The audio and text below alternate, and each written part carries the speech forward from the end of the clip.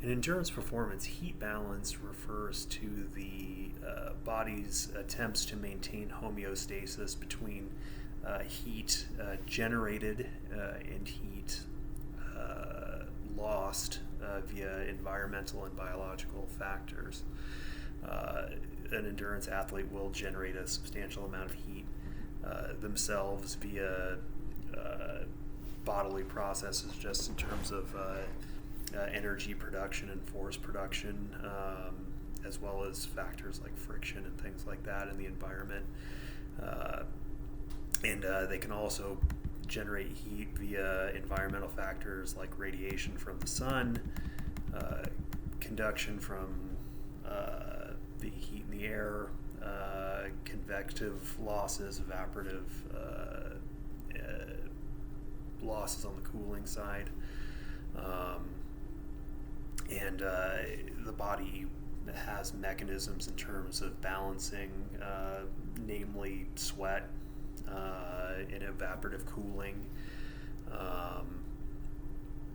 And depending on the conditions that the athlete is performing in, the losses or addition of heat can adversely affect performance. Especially out here in a hot climate, you have a lot of focus on trying to stay cool and acclimatizing yourself to a hot environment. But that can also go the opposite way in terms of trying to mitigate heat loss in a cold environment, or if you say you were swimming in a cold body of water, trying not to lose the heat through conductive means, things like that. So it's kind of a balancing act, and it's dependent on these environmental factors, how the body is going to react to keep that homeostasis and keep ideal temperatures for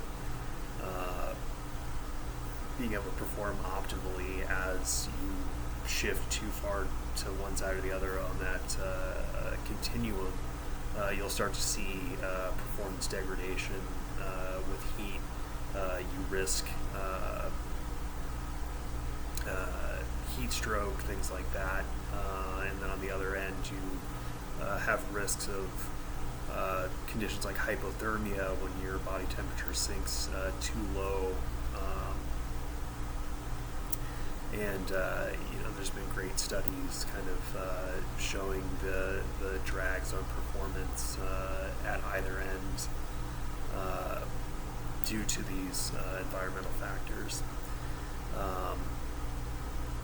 The question asked if there would be any benefit to having temperature data for an endurance event, and I would say, based on some of the evidence presented, that there would be a lot of useful scenarios in which having that data would be beneficial in terms of matching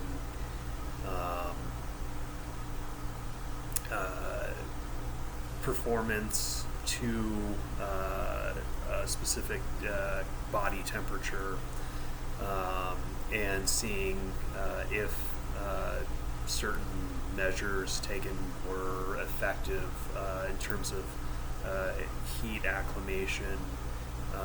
If it's a cold environment, were the garments they're wearing successful at mitigating heat loss, or in a hot environment were they obstructive to shedding heat to be able to maintain optimal temperatures, and then seeing if other factors such as hydration during that time, if you're measuring core temperature, did the hydration or cooling elements provide